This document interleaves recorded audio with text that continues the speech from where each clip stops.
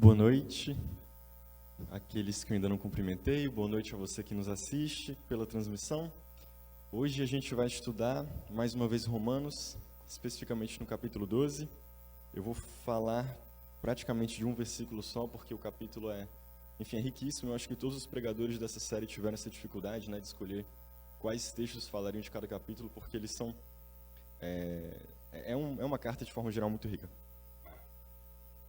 Um aviso só antes da Andrea colocar o texto, de Romanos 12, versículo 1, enquanto vocês abrem também.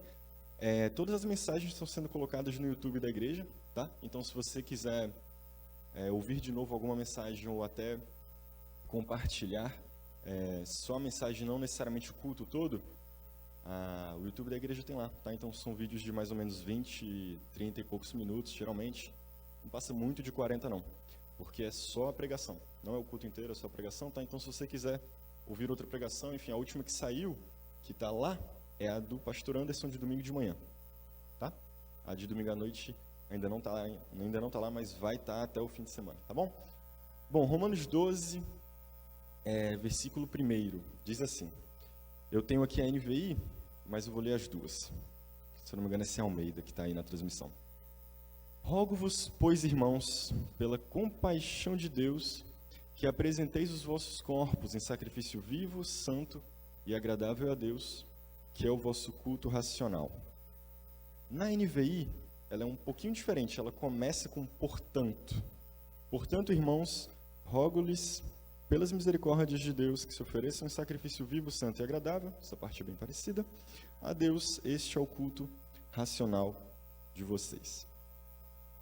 Eu vou tentar quebrar um pouco um versículo em vários pontos, A gente vai focar bastante nas palavras, e a primeira delas é esse portanto da NVI, que na Almeida ficou um pois ali no meio do texto.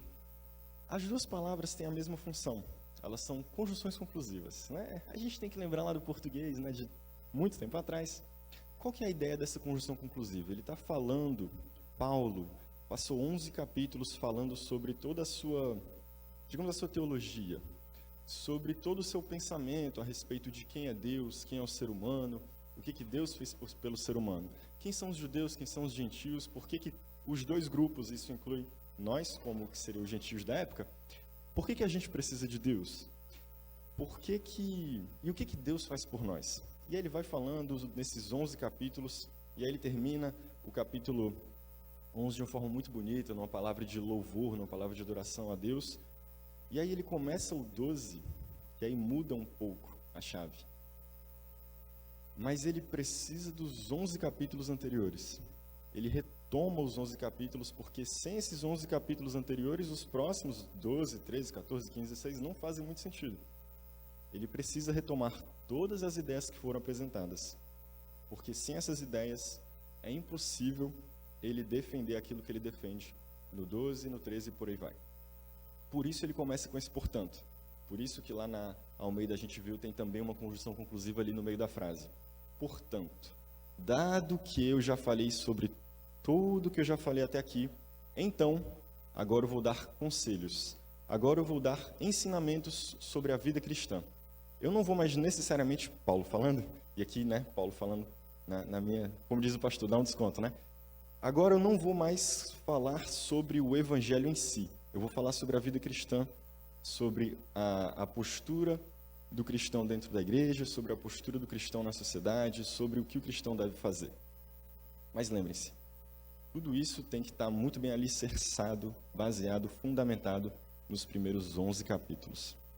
É isso que esse portanto faz aqui para a gente. Ele nos lembra de tudo que Deus faz por nós. Ele retoma todas essas misericórdias de Deus. Ou seja, diante da nossa necessidade, da nossa carência de Deus, diante da nossa própria falha, do nosso pecado, então Deus dá esse primeiro passo em amor para nos salvar. Tanto judeus como gentios, todos são convidados, todos são chamados a participar dessa salvação. Essas são as misericórdias de Deus. Sem elas é impossível viver a vida cristã. Sem elas é impossível praticar tudo que Paulo vai dizer nesses últimos capítulos de Romanos. Então, e como um primeiro ponto, eu queria deixar bem claro, o que a gente pensa a respeito de Deus, de nós mesmos, é muito importante. é fundamental para que a gente tenha uma vida cristã saudável, para que a gente tenha uma vida cristã adequada. A nossa teologia é muito importante. E aí veja bem, as nossas opiniões acerca de nós, de Deus, da igreja, de por que precisamos de Deus. Isso tudo é fundamental, porque se a gente não estiver muito bem alinhado com a Bíblia, se a gente não estiver muito bem alinhado com os primeiros 11 capítulos, a gente não consegue viver a vida cristã. A gente não consegue praticar aquilo que Paulo deixa para a gente. A gente não consegue entrar nesse processo de discipulado, que é o que Jesus deixa para nós. Toma sua cruz e segue. Negue-se a si mesmo, toma sua cruz e segue. Por isso esse portanto, e por isso as misericórdias de Deus. Aqui ele retoma, e retomando, precisamos sempre lembrar disso. Precisamos sempre lembrar de alinhar as nossas opiniões com a Bíblia, alinhar as nossas posturas com aquilo que Deus nos ensina, alinhar a nossa vida cristã com aquilo que Jesus fez, com aquilo que Jesus nos ensinou e constantemente nos ensina com aquilo que Paulo interpretou a respeito de Jesus e deixou para nós. Se não lembrarmos, por exemplo, da nossa própria maldade, no que Paulo chama de pecado, quando ele fala, por exemplo, do corpo miserável, do corpo mortal, né, do miserável homem que sou, quem me livrará, né, desse corpo, dessa morte? Se a gente não lembrar disso, a gente pode esquecer quão preciosa é a graça. A gente pode esquecer quão necessitados nós somos de Deus, da sua misericórdia, do seu sacrifício. A gente pode começar a perceber ou pensar que a gente é muito melhor do que a gente de fato é. Isso é muito problemático. A gente pode começar a ter uma opinião mais elevada do que é de fato a realidade. E aí, inclusive, nesse capítulo ele fala, ninguém pense de si mesmo mais do que a verdade. Então, percebe como, se a gente esquece algum desses pontos apresentados nos 11 primeiros capítulos dessa teologia paulina, a gente pode escorregar feio. Por isso, Paulo nos lembra as misericórdias de Deus. Por isso portanto, por isso essa retomada de todas essas ideias. E aí ele chega numa primeira, digamos, num primeiro conselho, na verdade, num primeiro mandamento, acho que melhor, mandamento para a nossa vida cristã. Isto é, ofereçam os seus corpos em sacrifício vivo, santo e agradável a Deus. E aí percebe como Paulo, ele sempre faz uma espécie de conexão, principalmente em Romanos, do Antigo e o que seria o Novo Testamento do Antigo e o que seria a mensagem de Jesus do Antigo, que chegaria para nós como essas cartas paulinas, como o Novo Testamento. Ele está muito baseado no Antigo, nessa ideia de um sacrifício necessário para perdão de pecados. Porque era assim que funcionava. Diante do pecado do ser humano, Deus, no primeiro momento, ensina que a gente precisa seguir essa lei. Caso a gente não consiga seguir a lei, e aí Paulo diz que ninguém consegue, inclusive eu que estou aqui falando com vocês, inclusive você que hoje me escuta. Se ninguém consegue, então tem um caminho de saída, e o caminho de saída na época era esse sacrifício de animais, era o sacrifício no templo, realizado pelo sumo sacerdote, todas essas ideias lá do Antigo Testamento. E aí agora com Jesus, com o sacrifício de Jesus por nós, que concretiza, né, que conclui todo esse processo começado lá atrás, agora nós somos o sacrifício. Agora nós somos, ao mesmo tempo, né, aquele que sangra e aquele que continua. O nosso corpo se torna agora o meio pelo qual a gente vive o cristianismo. Olha só que coisa bonita. Jesus nos salva. E conscientes dessa salvação, agora nós nos sacrificamos em prol do nosso semelhante, em prol do próximo, em prol de tudo que Deus ensina para nós. E aí Romanos fala de uma condição, basicamente em 3 esferas, assim, de um pecado numa condição individual, pessoal, de um pecado numa condição social, de um pecado em relação a Deus. Então, a gente peca contra a gente peca contra o semelhante, a gente peca contra Deus. E aí parece que tem uma quarta condição, que eu não quero muito focar, mas é um pecado em relação à natureza, né? Quando ele fala, por exemplo, que a criação geme, né? Que tem toda essa expectativa da volta de Cristo. Então parece que a gente também peca contra a natureza, contra o mundo. Mas o fato é que eu quero focar nessas três: nós mesmos, os nossos semelhantes e Deus. Agora não mais. Agora os nossos corpos servem para não mais pecar contra nós mesmos e semelhantes e a Deus, mas para que a gente promova vida por meio do sacrifício. Para que a gente promova perdão por meio do nosso próprio sacrifício. Para que a gente promova salvação por meio do nosso próprio sacrifício. E aí é óbvio que todo esse processo de perdão, misericórdia, salvação, tudo isso precisa estar fundamentado em Jesus. Não é a gente que faz isso, a gente só aponta, a gente só mostra o caminho, mas a gente precisa mostrar o caminho, a gente precisa apontar. É isso que Paulo está fazendo. Ora, como Deus te amou, agora você ama. Como Deus te perdoou, agora você perdoa. Como Deus foi misericordioso com você, agora você é misericordioso com o seu próximo, consigo mesmo e com Deus. Agora, como Deus te ensinou a graça, agora você também vive, experimenta e ensina a graça. Como Deus perdoou os seus pecados, como Deus fez tudo isso por você, como Deus foi tão misericordioso, agora você também se torna a extensão desse amor de Deus no mundo. Você também se torna a extensão dessa misericórdia de Deus aqui no mundo. Isso é oferecer o corpo em sacrifício vivo, santo e agradável. Vivo porque o animal morria, nós não, nós continuamos vivos.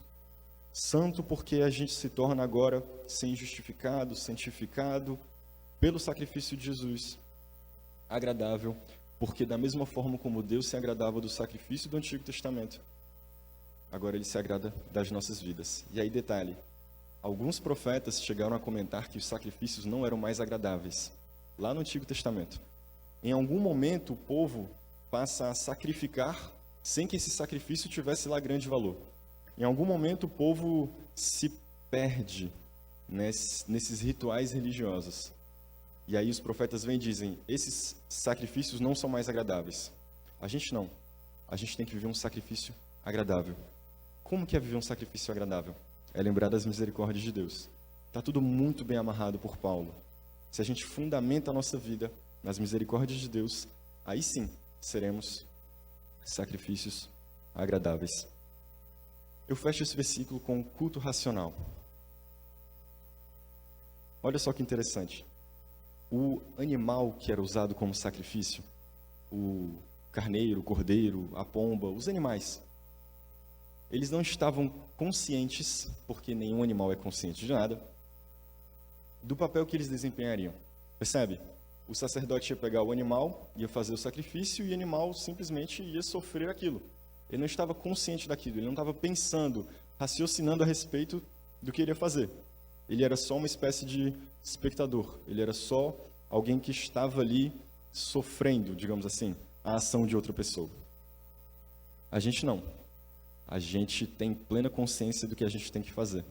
A gente tem plena consciência de que nesse sacrifício nós escolhemos morrer.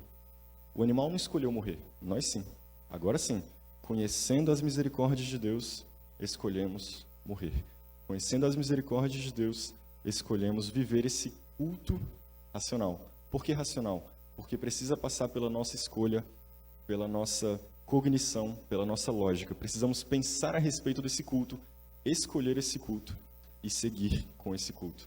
A nossa vida precisa, portanto, estar fundamentada nas misericórdias de Deus, não porque mandaram a gente fundamentar, não porque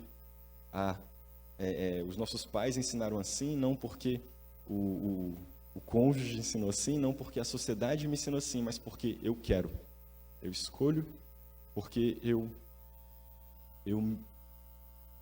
conheço a misericórdia de Deus. Teve um camarada, muito tempo atrás, que falou assim, como o rouxinol faz canta, né? Sei lá o que o rouxinol faz, eu nem sei direito o que é um rouxinol. Mas o rouxinol é um negócio que faz barulho, um animal que faz barulho. O fato é que como o rouxinol canta, como o peixe nada, como a ave voa, assim é o ser humano que conhece as misericórdias de Deus. Ele necessariamente presta o culto racional. É impossível conhecer as misericórdias de Deus de fato e não prestar esse culto racional. Ela te chama de tal forma que é quase impossível negar. Eu diria até que diante desse conhecimento da misericórdia e da graça de Deus, a gente não consegue simplesmente ignorar. Não consegue simplesmente deixar para lá. Não é uma notícia que se conta como a chuva que está caindo agora. Não é uma notícia que se conta como resultado de uma eleição ou de um futebol. É algo que mexe com aquilo que é de mais profundo e mais central do nosso ser. E à luz dessa transformação central do ser, à luz dessa transformação assim do núcleo de que nós somos, lá da nossa existência, do que tem de mais, digamos, mais profundo em nós, é à luz disso que ele fala: portanto, mudem, transformem-se, não se tornem como as outras pessoas no mundo, não se amoldem ao padrão do que é visto por aí, não se curvem ao que a sociedade faz, não repitam aquilo que já é feito, mas mudem, transformem-se, vivam o milagre que é ser uma nova criatura. E por que milagre? Porque isso é possível por meio de Deus, isso é possível por meio dessas misericórdias de Deus.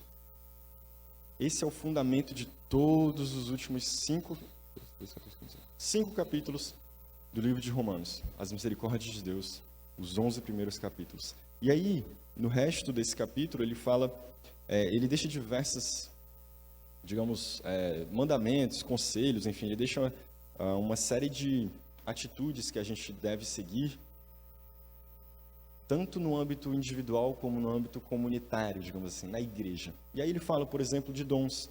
E aí no versículo 4 ele fala, assim como cada um de nós tem um corpo com muitos membros, esses membros não exercem todos a mesma função. Versículo 5, assim Cristo, em nós, que somos muitos, formamos um corpo. Então, na comunidade somos um corpo. E aí você me pergunta, como seremos um corpo? Vivendo as misericórdias de Deus. Como conseguiremos manter a unidade da igreja? Vivendo as misericórdias de Deus. Como seremos uma igreja diante de toda essa problemática política, econômica, social do Brasil de agora?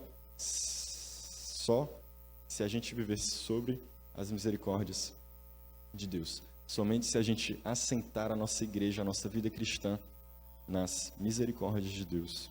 E ele continua, se o seu dom é servir, sirva, se é ensinar, ensine, isto é, coloque-se a serviço da comunidade. E aí eu te pergunto, como viver 20, 30, 40 décadas a serviço da comunidade? Apenas se entendermos, vivermos a nossa vida a partir das misericórdias de Deus. E ele continua, vamos lá para o 17. 16. Tenham a mesma atitude uns para com os outros, não sejam orgulhosos, mas estejam dispostos a associar-se a pessoas de posição inferior, não sejam sábios aos próprios olhos, quer dizer, aí, sede unânimes entre vós, não ambiciones coisas altas, mas acomodai-vos às humildes, quer dizer, vivam essa subserviência, essa humildade de serviço ao próximo, vivam essa unidade, vivam essa ideia de membros de um corpo só. E como viver isso tudo? Somente entendendo as misericórdias de Deus, somente entendendo o amor, a graça e a misericórdia que Deus derrama sobre cada um de nós. O versículo 17, não retribuam a ninguém mal por mal.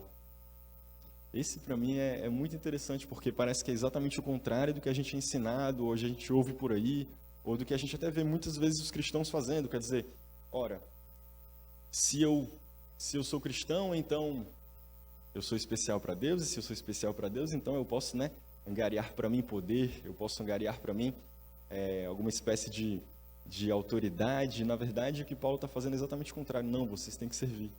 Não, vocês têm que ser humildes. Não, vocês têm que retribuir o mal com o bem, não o mal com o mal. Aliás, Roma seria uma cidade cuja igreja seria perseguida daqui a alguns anos. Ele escreve isso aqui, e aí 10, 20 anos depois, mais ou menos, tem uma perseguição. E aí você para pensar, cristãos perseguidos retribuiriam o mal com o mal? Não, mas o mal com o bem. Aceitariam, de alguma forma, aquela perseguição, e aí se submeteriam a todo esse contexto, nunca retribuindo a violência com a violência, nunca retribuindo o pecado com o pecado.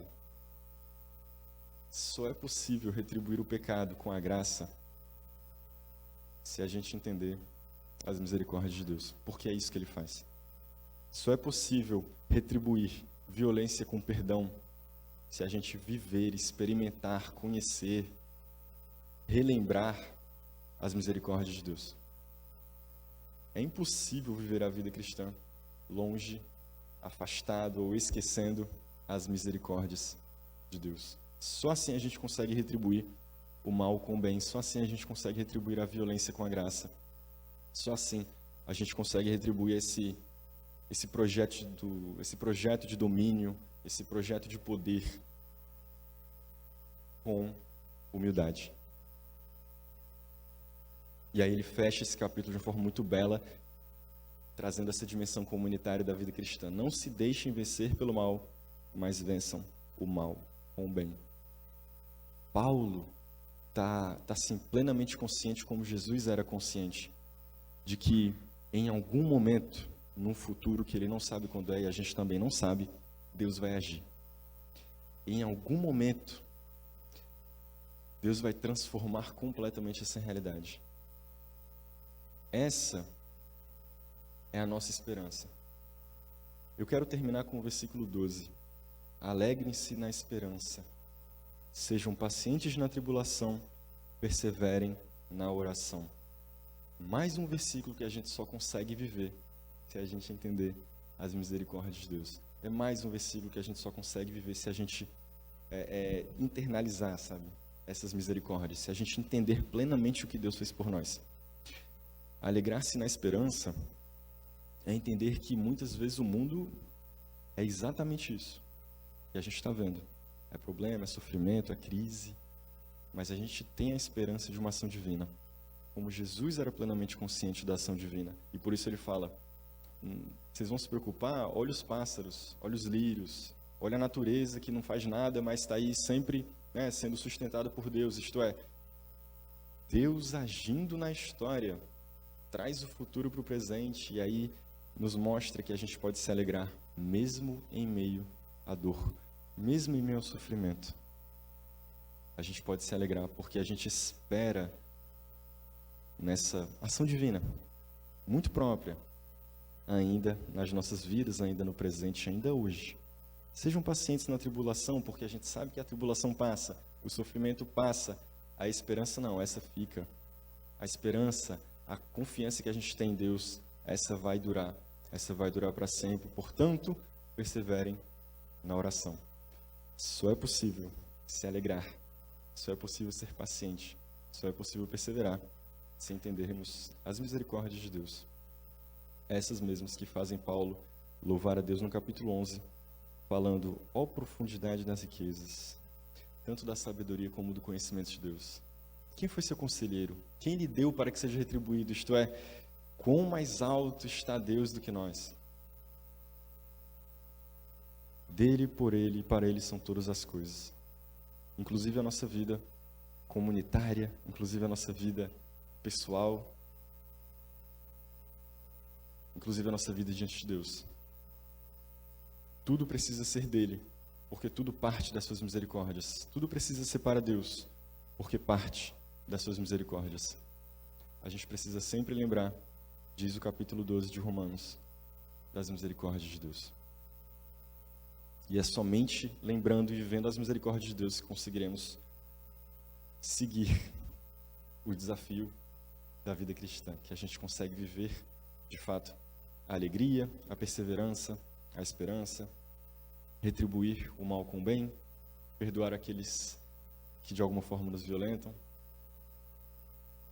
ser humilde diante de todo o projeto de soberba e orgulho que a gente vê por aí. Ir na contramão do mundo só é possível se a gente lembrar das misericórdias de Deus. Amém?